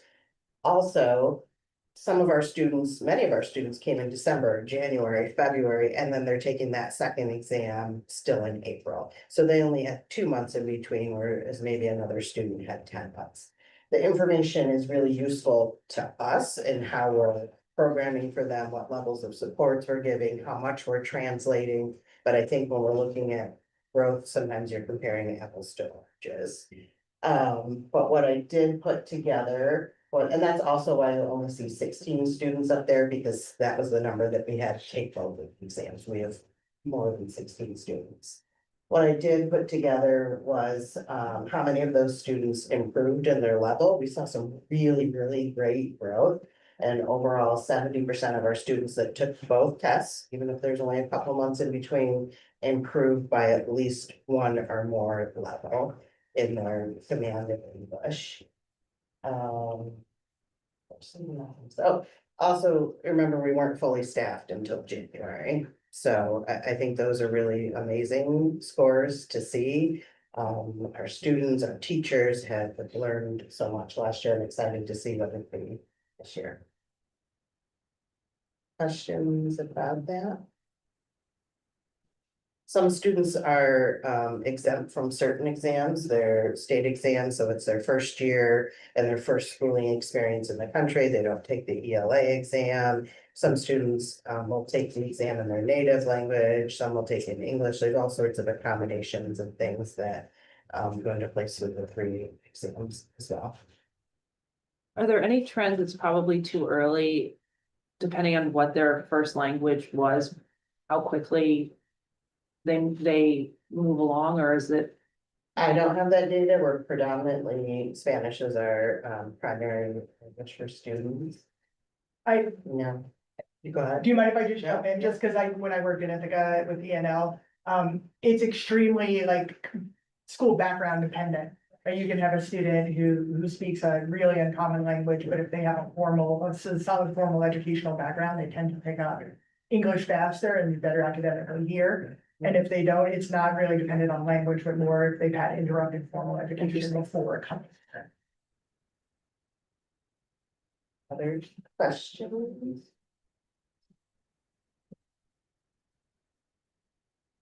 I did one slide on our SEL data as well. Pam mentioned that we use Panorama as our universal screener. Full disclosure, we're looking at that. This is our second screener that we've used. We started, we've been on this one for probably about 4 years. We are not super happy with how easy it is to interpret the data and use that data to make groupings, to manipulate that data. We have a much better completion rate than we've had in the past. So the positives are a lot of kids are taking it. It's quick and easy. It doesn't take a lot of time for students to do that. The data, we just are looking at different measures that may measure something a little bit different. So that's kind of like our plans for next year. But overall, I'm very happy to see our completion rate rose. And nationally, we're continuing to do really well with supported relationships. So remember that in K through 2, the teacher fills out the questionnaire based for each student in their class. For 3rd through 12th grade, students do the questionnaire on their Chromebooks. There's 3 main areas. One of those is supported relationships. So asking the students, do you have a trusted adult at school that you feel like you can go to? Do you have a family member you feel like you can go to? So we have always been very strong in that area. 88% of students reported that they have a positive relationship. We did see a nice increase in emotional regulation. Part of that may be that they've now broken out their data and their national norms. You can filter it so that I went in and filtered compared to only small schools with this amount of poverty rate. So really comparing us to other schools that are similar to us. We're at the 90th percentile nationally for emotional regulation. But internally, we're looking at that lower image there shows me that maybe only 49% of kids said they can pull themselves out of a bad mood often. Now, we are asking teenagers this, but. Can they ask the adults what they would respond? Yeah. So that's something that we continue to look at, how to be able to use that data better. Questions on that? It's given 3 times a year.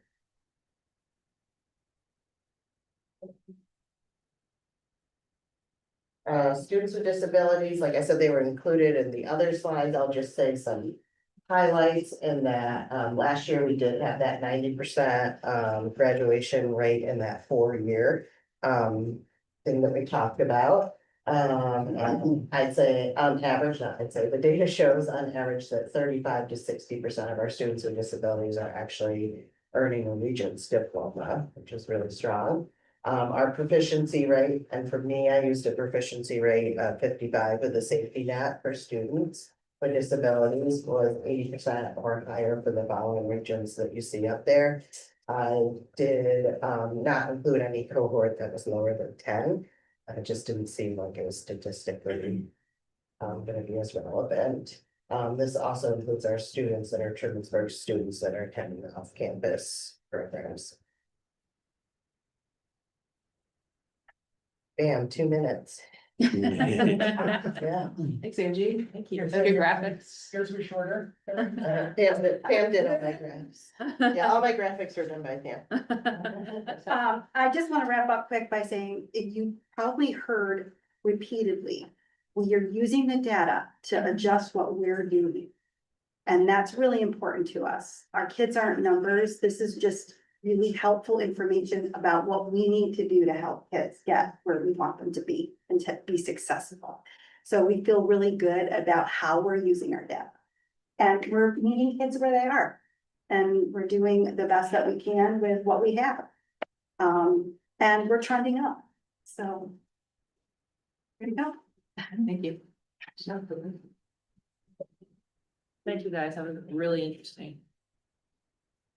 It all started when you got hired. Yeah. Um, This is a very long meeting normally, so you really think. It's a great one to start at. Privilege of the floor, nobody has signed up, the rest will be snapped, don't worry. We have received correspondence, regarding the Community Engagement Committee, and now moving on, Mina, do you have anything you'd like to share? Yeah, I do have some pretty exciting things for student happenings. So there's been some really great fundraising recently for some local food pantries from some clubs. So I want to just give a particular shout out to the Civics Readiness Club and Natural High Club. I believe that Natural High Club raised $235 for the Trumansburg Food Pantry, specifically from candle sales. I bought a candle. Yes. And I believe that Civics ended up raising over $800 to donate to food pantries. So some really awesome stuff. Lots of community engagement in multiple clubs. Also, some other news from Natural High Club is I heard that they are going to the middle school, or they're planning events to potentially go to the middle school and talk a little bit about just high school in general and how to adapt to it, along with some talks about anti-vaping campaigns. So that's pretty exciting. And I know that many clubs have been getting in on the Christmas Bureau, and they've been fundraising to support different children who they will get presents for. National Honor Society has 2 kids. I'm in National Honor Society, so we just recently did a fundraiser at the Pines. It was really successful. We had a bake sale, and we are going to use that money, and we're going to get some Christmas presents for people and various holiday presents. And I believe that same with Natural High Club, they have 4 kids, so quite a lot of awesome work, and that's really exciting. In terms of some other news, musical is, they've started up with that, which is super exciting. And What's there it will be a gonna be? lot to come with that. I know that fall sports finished up. There was a lot of really successful ends of the season. That was great. I heard that the career and tech visit will be coming up soon for the 10th graders, which is super exciting. And 12 to 13 students are interested in doing the Seal of Civic Readiness. So that's a pretty large number, especially considering, I think our class size is about 65 and these are all seniors, so that's a lot. So those are some cool student updates. So people have been busy. What's the musical gonna be? No? Cinderella. Correct? My building is very excited. Let's get their dresses ready. Not the Disney version. Everybody's Yeah. They're wearing dresses. People are very excited. I've heard a lot about it, so it's great. I heard that there's a new tradition that the high school principal has to dress in similar theme to the. Part of a lot of these fundraisers, they got staff involved, so I've got video of staff members being slimed on campus and silly costumes and pie baking contests, and so yes, I A believe lot that of change jars. I'm gonna have to join the shenanigans. I've never, Mr. Bonnercheck in a costume? Oh, Yeah, he was a That's full amazing. monster, that was Yes. for the civics Right. fundraiser. yeah, Sorry. there, I heard that there were some kids going to the district office with a, looking for money, so thank you all for. My kids came by 5 or 6. Yep. there's been a lot of student interaction for fundraisers, and I think they've all had really positive results, which is awesome, because these are all different clubs with different incentives, and they've all been doing really well, so that's super exciting. Wonderful. Thanks, Mina. Thanks, Mina. Oh, wait, and like you guys said, you finished your first marking period too, like you guys are killing it, like everything is good here. Yeah, things are great, and I think for BOCES students as well, they have a similar timeline, so both ends, everybody's excited finishing up this first section. Administrators report. Lane, thank you for coming. Yeah. So on the facilities app. So this is about buildings, the fields, grounds, kitchens, whatever. So in the kitchen this year, we've purchased. In the last year, we purchased 2 dishwashers, one in the elementary, excuse me, and one in the high school. And they're both in, they work well. And thanks to Amanda for getting that money for us. Rose is very happy. Yes. You also walk around with a change jar. Just like a fork. These dishwashers are machines, not people, right? Right, machines, yep, they work great, by the way, so thanks to Amanda for finding that money for us.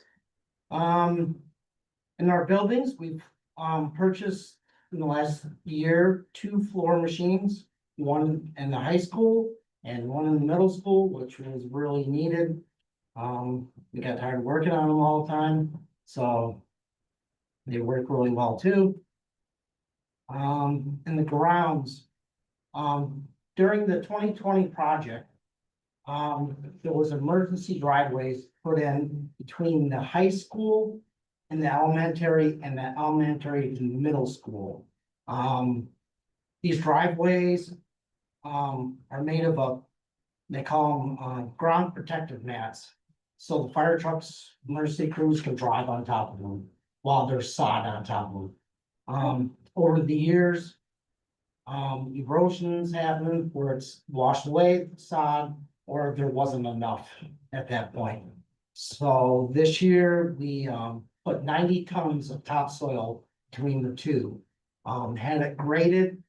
Our team overseeded it, put a straw on it, and it's really done really well, so. So happy to see that. It's so much better. And we were dealing with ice too. Right, Fast. and it became a tripping hazard at the So many elementary. kidneys.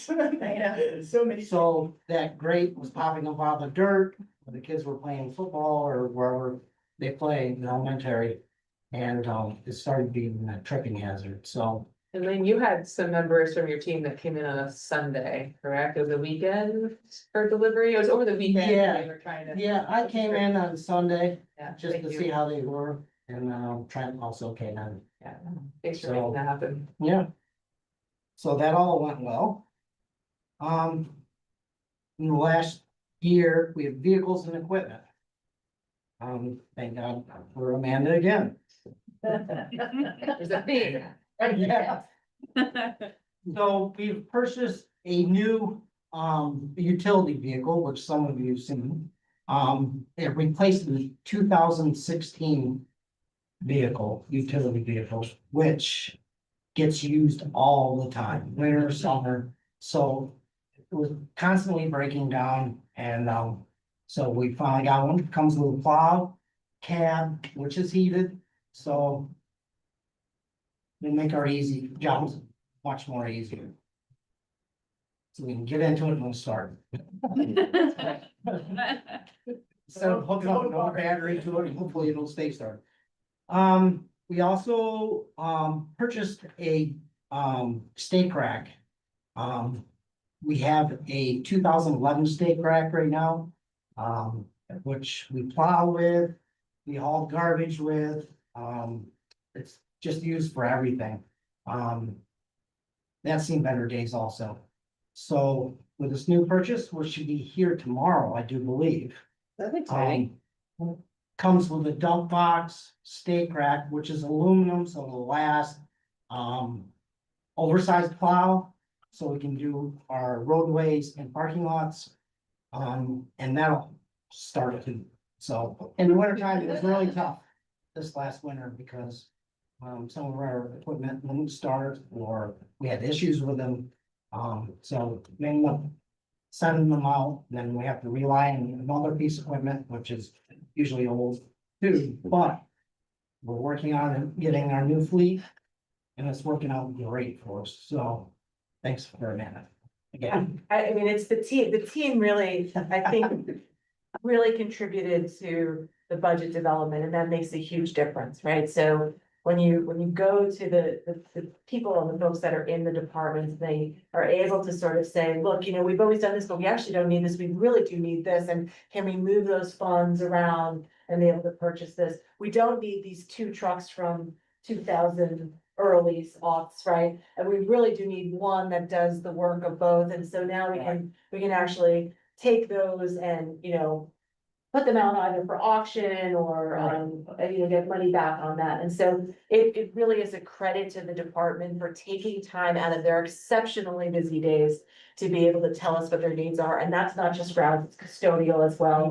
And that's a credit to Lane to be able to bring that team together and give them that opportunity to share their voice, which they've always had. They may not just haven't had the accessibility to that process. So I think that was really key. so the stake rack is replacing 2 trucks now. That is correct, yeah. So we have a 2001 dump truck. And I thought you can like almost see through the floor and one of the. one That is about So this will be a big, makes our jobs easier too, there's only 4 of us. So we work really hard when we have, all the time, and we really need equipment to work for us. And now we'll have a nice mild winter because we have all the equipment, right? I was waiting for a time to actually pop in because you've been talking about the equipment, but you just gave me my lead. I also wanted to point out, it's not just about equipment with these guys. We have a work order system too as building leaders, just when we need anything done, whether it's a repair or new keys or, his department really handles a lot of different things around the building, and every single work order we have put in this year has been cleared and handled and taken off the docket. So, his team is working really, really hard to run quickly. So they And finally, our lead test. So back in 2024, we had to have our drinking water tested for lead. So when those results came back, 7 faucets or bottle fillers or bubblers or anywheres where drinking water came back high. So we decided to put new fixtures in, and if that didn't work, which we've tested, and some of them came back high, but some of them also passed.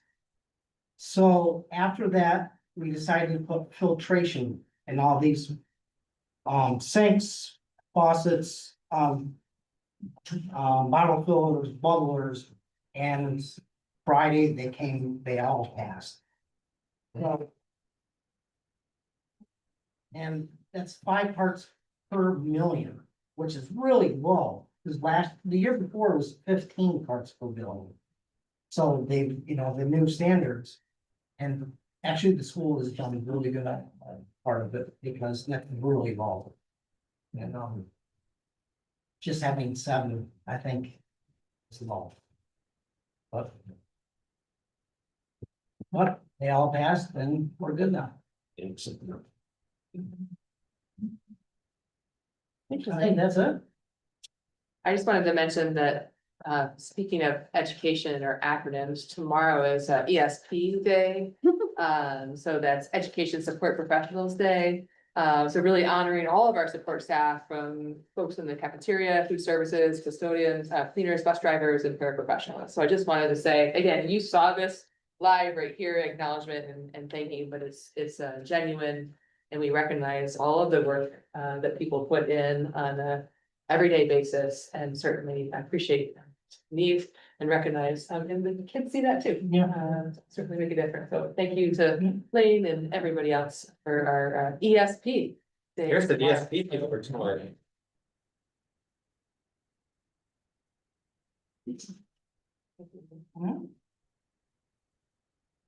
Moving along to committee highlights, and facilities committee highlights, how well timed. It's first, I was at that meeting and it was, something that we haven't done since I've been on the board, but I thought it was fantastic. We actually held the facilities and transportation committee meetings over at the bus garage. So we were able to see the spaces in which, Lane and his team and Dave and his team work. We got a tour, we saw the new whatever you wanna call it, all-terrain little, the right word for it. So I mean, for me, the highlight was just actually being able to be there and understanding sort of the environment that you and your teams work in. So it was great. It's also cool to see some of Josh's special setups there too, so. The heating room. I mean, that was kind of both of the. Okay, well, on this facilities committee, like I think that it's been a long time since we had a meeting, but since our last official meeting. We passed a capital project to which it was a lot to do with facilities, so congratulations to everybody who's worked so hard to get us. And our community to believe in this and to bring us to the finish line for this first step, so that's exciting, and tomorrow we have another facilities meeting, so. Thank you, community, and thank you all for that. So we kind of covered transportation and facilities with the site visit that we had. And then we haven't actually had a finance committee meeting since our last school board meeting, and I did talk briefly in our last board committee highlights about the 3+1 presentation that we heard. I don't know, I know it's on the agenda tonight. Amanda, is there any quick little thing you want to add there too? Just. Yeah, I think what's really important, right, the 3+1 presentation was in September, the finance committee. Our October finance committee was joined with audit, right, and that is really a mechanism of finance, so. That those minutes, as you'll see, will be combined, for the board to adopt. The 3+1, when we get to that, I just want to remind folks that this is an aidable service through BOCES. Because we have a treasurer service with BOCES, we're able to leverage this. It's a tool. It's a forecasting tool for us, so that we'll be able to put all of our sort of week by week cash balances into software that could then help us predict our financial picture, right? Even when there's uncertainties, right? They have different models that you can give them. So for example, it could be a good model where we're saying, okay, we're going to borrow, we're going to have this influx to pay for capital, but the work or the bills won't be coming at this time. Can we invest for this short amount of time? What's the best tool to do that? Or, oh gosh, we haven't collected our taxes yet, we're a little low. What is our best way to have liquidity for our finances? All while being able to utilize NICLAS and banking institutions, right? So those are all investment potentials for additional revenue, which is going to become more and more important. So that service, although there is a fee, and I can speak from other districts' experiences in my own in another district, it more than I can't even say, probably like 20 times the amount that you pay for this service, you're getting back in the interest earnings. And obviously with public schools, they're very restricted in terms of the opportunities that you can invest funds, right? Because we're stewards of taxpayer funds. And so they follow all those regulations and guidelines that's already built into that. So that covers both what we covered in the meeting, but also the agenda item this evening as well. Perfect. We also talked about at the September meeting, Amanda, that we are one of the few districts that's not currently working with the 3+1. That is correct. Right, and recognize it throughout the region, so we definitely see this as a prime opportunity for our district, our finances. Awesome. Megan, I know that we had a food service meeting in early October, but I wanted to acknowledge that there was a very positive article in October from Tompkins Weekly about universal free lunch, and Rose Beardsley was interviewed, and our school was highlighted in that. So I just wanted to bring attention to that. If you all haven't seen it, it's worth reading. I think in Mina too, it's good to mention food service. Remember that we do have free universal breakfast and lunch, right? So any student at any time can get breakfast and lunch during the operations, and it is free.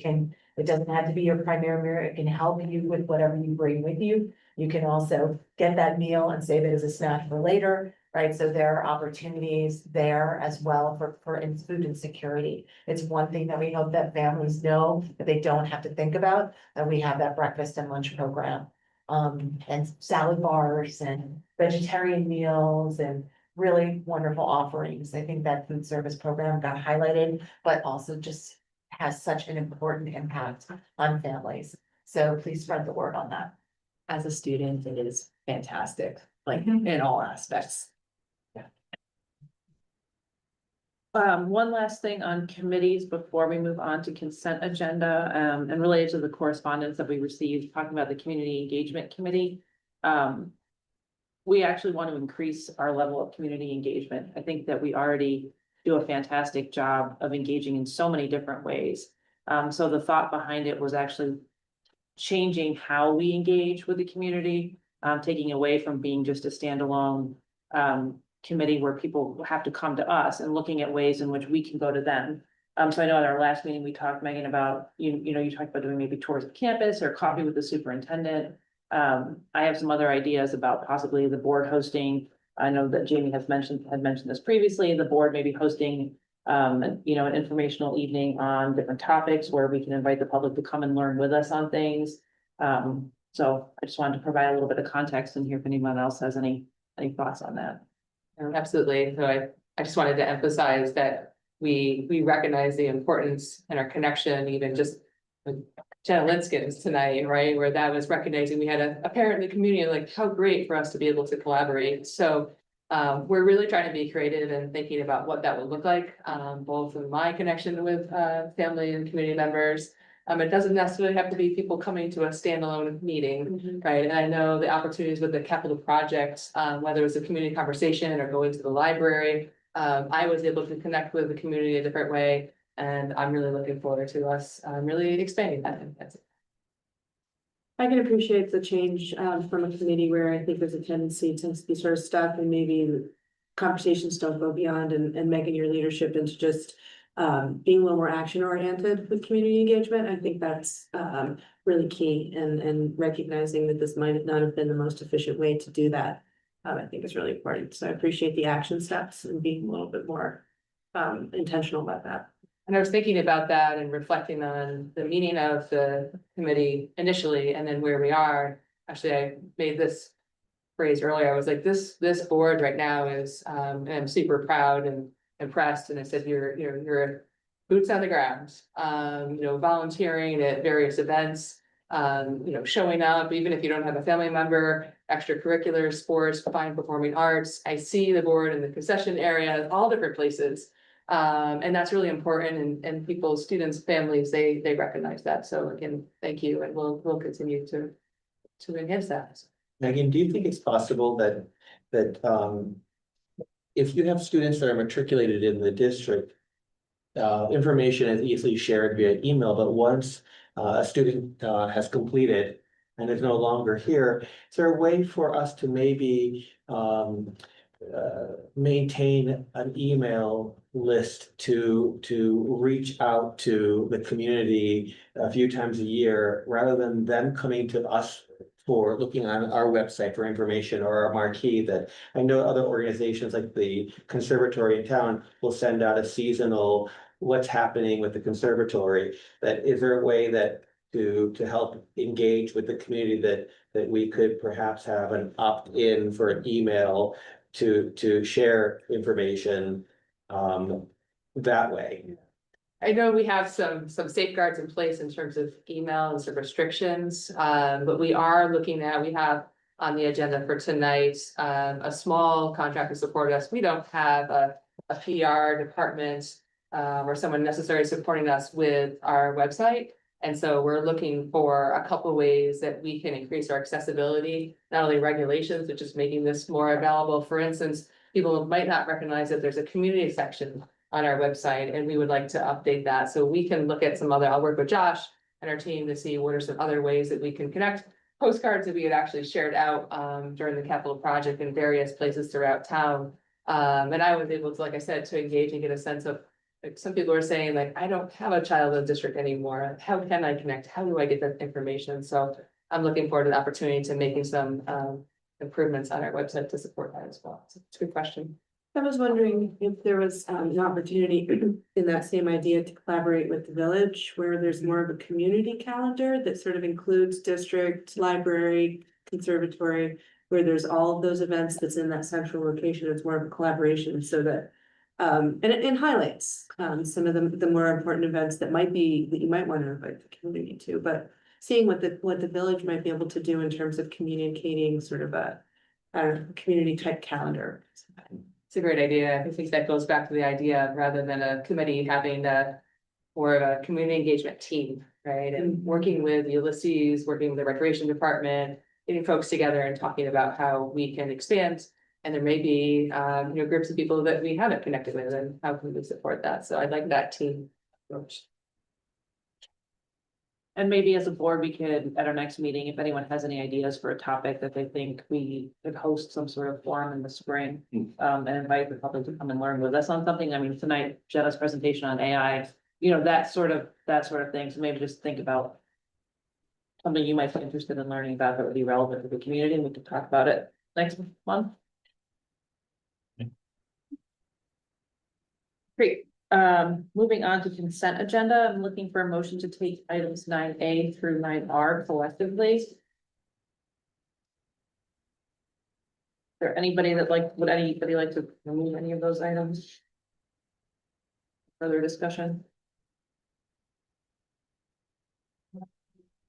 Barring none, can I have a motion to take whatever I just said, 9A through R collectively? Stephen, Second. Jamie? Questions, comments, discussions? All in favor? Opposed, abstention, consent agenda passes. Moving along to new business. Be it resolved that the Board of Education hereby authorizes the superintendent of schools to sign the letter for municipal advisor services with Bernard Dongan, I don't know how to say it, as presented. Yeah, there we go. I added, can I have a motion? Suzanne, second. Stephen, questions, comments, discussions? All in favor? Opposed, abstention, motion carries, and I'm not going to read the motion. I was wondering. This is such a big. I strategically invited the presentation on data for this evening so that I took up so much time, I wouldn't have to read all of them. What? We can get your org if you do that. Be it resolved upon the recommendation of the superintendent of schools, the Board of Education for the Trumansburg Central School District hereby adopts the following resolution as presented in item 10B. Motion. Stephen, second. Jim, questions, comments, discussions? All in favor? Dana? Sorry. Opposed? Abstentions? Motion carries. Moving on to C, be it resolved upon the recommendation of the superintendent of schools, the Board of Education for the Trumansburg Central School District hereby adopts the following resolutions as presented in 10C. Motion. Second. Dana, questions, comments, discussions? All in favor? Opposed, abstentions, motion carries, and we're moving on to board forum. Almost there, people. Anything? Yes. First of all, excellent job. I love when you start with first. Thanks, Jim. That's. You know what? We haven't met in many weeks, so like, let's shout out to Hope Lewis and her entire team for the fall production of Trap. Those of you who attended, were in for some very, wonderful, performances, and it was riveting. And, so congratulations to that entire production. I wanted I noticed on the news that the New York State Board of Regents just adopted a new requirement for personal finance education courses. And I see a lot of nods here, and I know that some of those courses will not really touch students who are currently maybe juniors or seniors, but I'm curious I shouldn't be curious, I'm looking forward to having this type of finance education implemented in our curriculum. And I think that this is a great step to preparing young people to have very fruitful and healthy financial lives. So, yeah. Also climate change. And climate change. I'm trying to. Anybody have anything else for board forum? Our TST regional resolution that was presented for NISBA was cleared and voted and approved. And so what that means is that it now is upon recommendation of NISBA, so that when the state legislators look at it, they can look at the recommendation that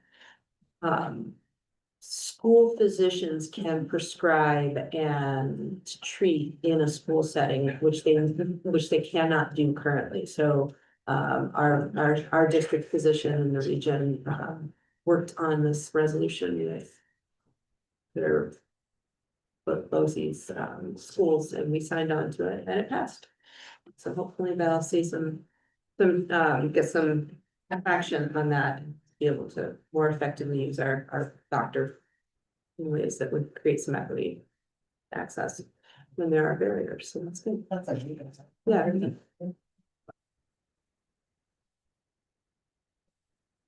Anything else?